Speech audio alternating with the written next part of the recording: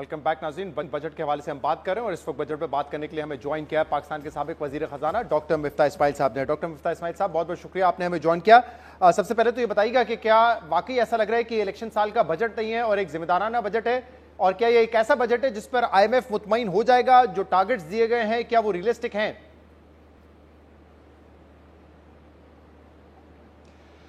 शहजाद, अगर IMF से शुरू करते हैं तो IMF ने आपसे मांगा था कि 0.5% आपका प्राइमरी सरप्लस होना चाहिए। आपने 0.4% तो दिया है, तो तकरीबन वही दे दिया है जो IMF मांग रहा है। तो इस बजट को आप ये कह सकते हैं कि ये in line with IMF expectations है। अगर IMF को आपके रेवेन्यू के और अखराजात के तखमीने सही लग रहे हैं, जो प्रोजेक्शन सही लग रहे हैं, तो फिर ये तकरीबन in line with IMF budget है और कोई बहुत एक्सपेंशनरी बजट नहीं है। जो नंबर IMF कॉन्सेंट्रेट करता है प्राइमरी डेफिसिट या प्राइमरी सरप्लस, वो आप वहीं पे तकरीबन खड़े हैं कि जहाँ पे IMF चाहता है। 125 अरब रुपए का फ़र्क है, शायद समझ लीजिए। वो चाह रहा होगा कि 500 अरब रुपए होते, 525 अरब रुपए होते, और आपने 370 अरब रुपए दिखाया है पॉजिटिव। राइट, लेकिन इसके अलावा जो नंबर्स है, क्योंकि आपने कहा कि अगर ये टारगेट अचीव हो जाते हैं, इस साल टैक्स शॉर्टफॉल तकरीबन 300 अरब रुपए का होगा। इस साल जो फिस्कल डेफिसिट हमने मिस किया टारगेट, वो 2% से किया है, और जो प्राइमरी डेफिसिट टारगेट था, सरप्लस रखा था आप लोगों ने बजट में 0.2%, और हम एंड अप करेंगे 0.5% नेगेटिव, यानी कि खसारे पर। तो इन नंबर्स को देखते हुए आपको क्या लगता है कि ये रियलिस्टिक नंबर है, या इस साल भी यही होगा कि हम टैक्स रेवेन्यू में शॉर्टफॉल होगा और जो अखराजात है वो पहले से ज्यादा होंगे? देखिए,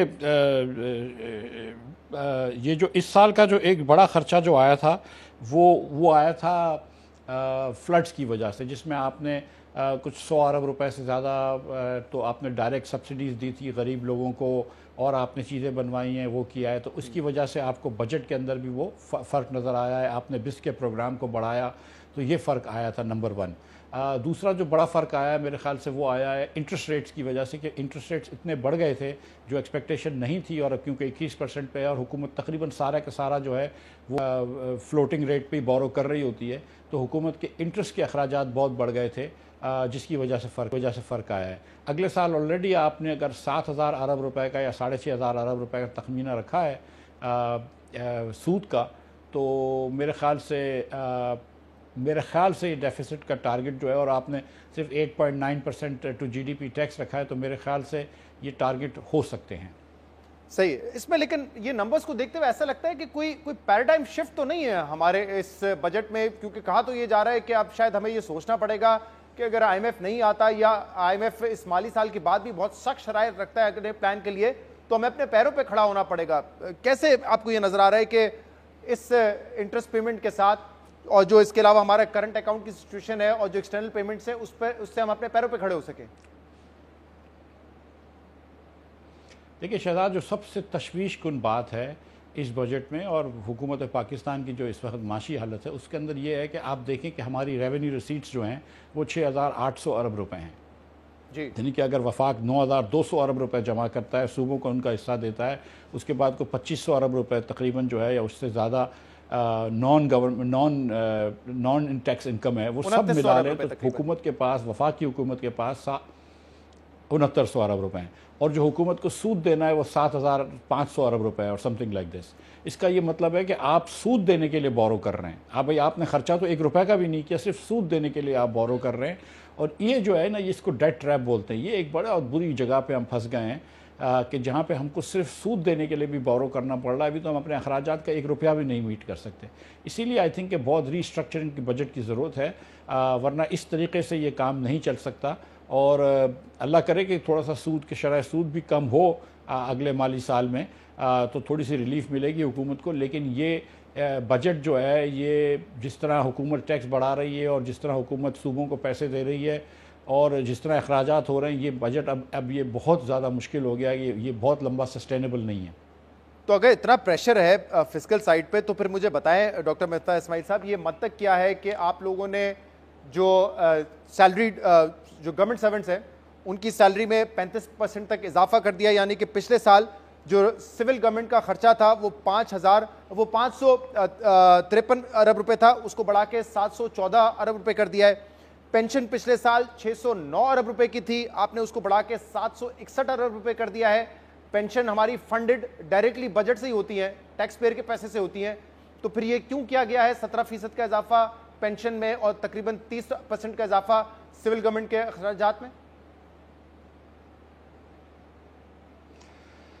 सिविल गवर्नमेंट के अखराजात में देखें, जो आधे से ज़्यादा अखराजात जो होते हैं वो सिर्फ सैलरीज़ के होते हैं। कहीं कहीं मेरे ख्याल से 60% किसी किसी डिवीजन के अंदर सैलरी के अखराजात होते हैं। अब अगर किसी आदमी को आप 1 लाख रुपए सैलरी दे रहे थे पिछले साल और इस साल अगर 30% अगर मिसाल के तौर पर इन्फ्लेशन है तो उसके रियल परचेसिंग पावर तो 70,000 रुपये हो गया ना, तो इसलिए आप उसकी तनख्वाह बढ़ाएंगे 30% या 25%। तो एक तो ये इसलिए अखराजात बढ़ें। और पेंशन भी तनख्वाह से लिंक्ड होती है तो पेंशन भी बढ़ेगी।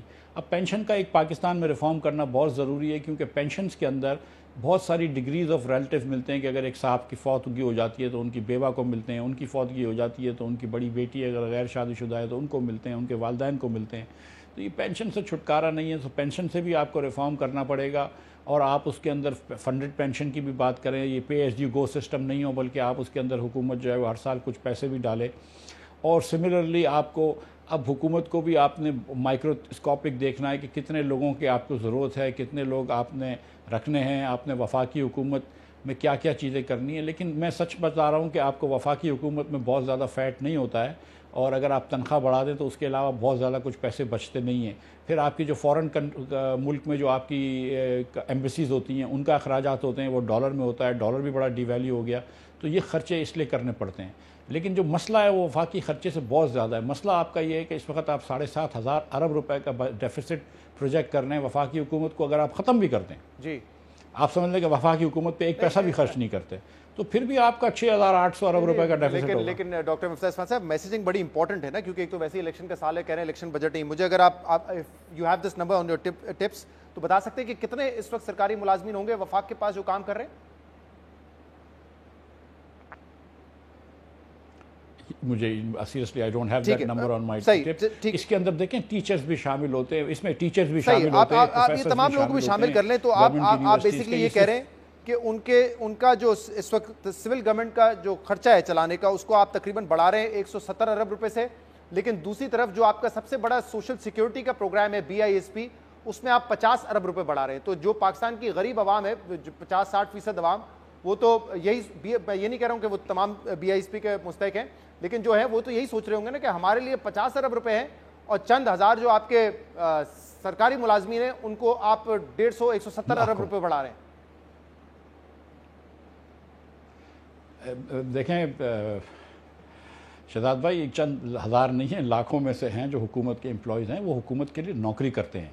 वो सुबह आते हैं और शाम को जाते हैं। अगर आप उनको मुआवजा जो है वो ईमानदारी से देना चाहिए। मैं सच आपको बता रहा हूँ कि ये हुकूमत के पास बिल्कुल राइट होना चाहिए कि जो आदमी सही काम नहीं करे उसको निकाल दे, और ये जो हमारे कोर्ट से स्टे ऑर्डर आ जाते हैं वो नहीं होने चाहिए। लेकिन मैं ये समझता हूँ कि मुआवजा तो फिर भी ईमानदारी से देना चाहिए। ये जो आपकी दूसरी बात थी एकदम एकदम एकदम दुरुस्त बात है कि बिस्प के अंदर जो है वो बहुत ज़्यादा पैसे बढ़ाने की ज़रूरत है।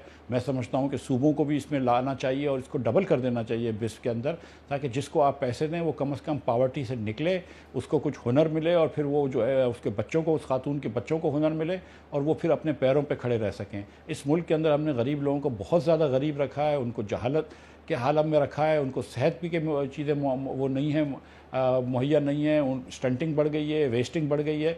तो ये गरीब लोगों के ऊपर काम करना ज़रूरी है। और अगर आपको कहीं पे पैसे कम करने हैं तो फिर आप जो आपके ADB के प्लान्स होते हैं, सूबों के जो एनुअल डेवलपमेंट प्लान्स होते हैं, या PSDP के जो प्लान्स होते हैं जिसमें छोटे छोटे खर्चे हो रहे होते हैं, कहीं सड़कें बन रही होती हैं जिनको MNS के प्रोजेक्ट्स बोलते हैं, आप वहाँ पर थोड़ी बहुत कटौती कर सकते हैं। सही। और अगर हम अज्यूम करें, क्योंकि आप कह रहे हैं कि बोरोइंग फ्लोटिंग रेट पर होती है, तो जो इस साल, जो आने वाले साल में हमारा माली खसारा होगा, उसकी फाइनेंसिंग के लिए हम 2,500 अरब रुपए एक्सटर्नल फाइनेंसिंग से इकट्ठा करेंगे, उसका रेट शायद कम हो। जो डोमेस्टिक फाइनेंसिंग है वो 5,000 अरब रुपए की है।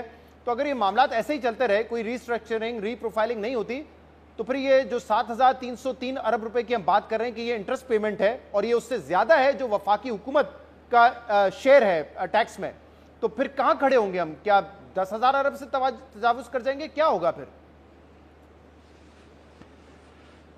इसीलिए देखिए बहुत सारे इकोनॉमिस्ट जो हैं वो ये समझते हैं कि पाकिस्तान को रीस्केजुलिंग या रीशेड्यूलिंग करनी चाहिए या रीस्ट्रक्चरिंग करनी चाहिए अपनी लोन्स की। मैं इसके हक़ में बिल्कुल नहीं हूँ।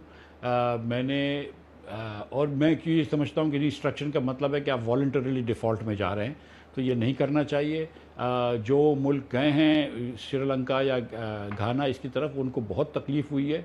और इसमें आप ये बात देखें कि जो हमने 7,500 यानी कि 25 बिलियन डॉलर्स तकरीबन हमने जो एक्सटर्नल डेट के बात की है, डेट सर्विसिंग की, उसमें से 22 बिलियन डॉलर्स जो हैं वो तो हम पाकिस्तान में दे रहे हैं। सिर्फ 3 बिलियन से भी कम की फ़ॉरेन डेट सर्विसिंग दे रहे हैं।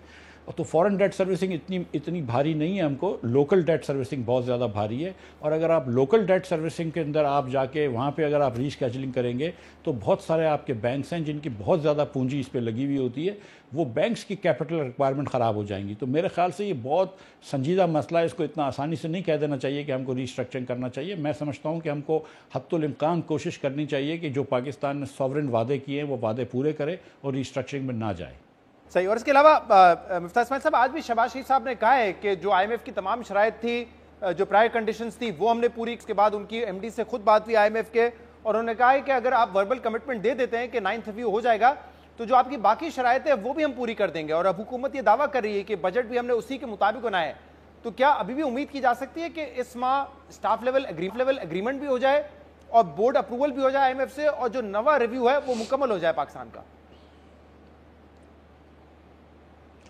देखिए, रिव्यू मुकम्मल करने में जो स्टेप्स रह गए हैं वो ये है कि पहले स्टाफ लेवल एग्रीमेंट होना चाहिए, जो ये देख के स्टाफ लेवल एग्रीमेंट हो जाए।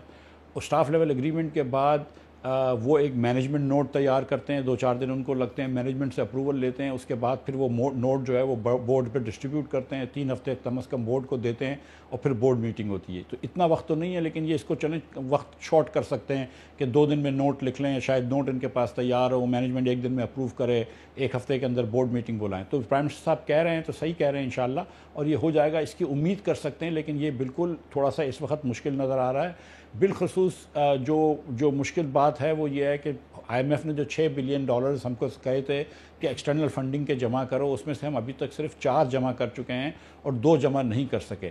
और ये 2 मेरे ख्याल से मगरबी ममालिक की एक्सपेक्टेशंस हैं कि ये 2 बिलियन डॉलर्स या तो चीन दे या कतर दे या कहीं और मिडल ईस्टर्न मुल्क और दें। और मगरबी ममालिक इसमें कोई वो नहीं कर रहे, अपना कोई हिस्सा नहीं डाल रहे, ना वो IMF को पुश कर रहे हैं। वो बज़द हैं कि चाइना और पैसे डाले। China on the other hand सोच रहा होगा कि हम तो सारे पैसे रीरोल भी कर रहे हैं, हमारे बैंकों ने तो कोई पैसे पाकिस्तान से विड्रॉ नहीं करे, जबकि मिडल ईस्टर्न बैंकों ने विड्रॉ कर लिए, वेस्टर्न बैंकों ने विड्रॉ कर लिए। तो हमसे क्यों कहा जा रहा है मजीद पैसे देने का? AAIB ने भी अभी $500 मिलियन दिए हैं, अभी फिर $250 मिलियन दे रहा है। तो ये थोड़ी सी अमेरिका और चाइना की आपस की जो सियासत है वो भी हमारे आड़े आ रही है। तो फिर आप कह रहे हैं कि वज़ीर आज़म अगर कह रहे हैं तो हमें उम्मीद रखनी चाहिए। वज़ीर आज़म तो पिछले 4-5 महीने से कह रहे हैं, और यही वाला मामला फंसा हुआ है कि एक्सटर्नल फाइनेंसिंग हम कैसे अरेंज करेंगे। और अगर ये $2 बिलियन का शॉर्टफॉल होगा तो क्या आपको लगता है कि IMF इस पर पाकिस्तान को रियायत दे देगा कि ठीक है, $4 बिलियन अगर आपने कर दिए हैं तो वो काफ़ी हैं, आगे बढ़ते हैं, 9th रिव्यू मुकम्मल करते हैं? ये होने का इम्कान आपको नजर आ रहा है? नहीं, ऐसा कोई इम्कान नहीं है। वो तो स्टाफ लेवल एग्रीमेंट भी 4 बिलियन पे साइन नहीं कर रहे, ना कि बोर्ड मीटिंग कराएं। वो तो इंसिस्ट कर रहे हैं कि 6 बिलियन लेकर आएँ। तो वो ये सोच रहे हैं कि हमारी हुकूमत की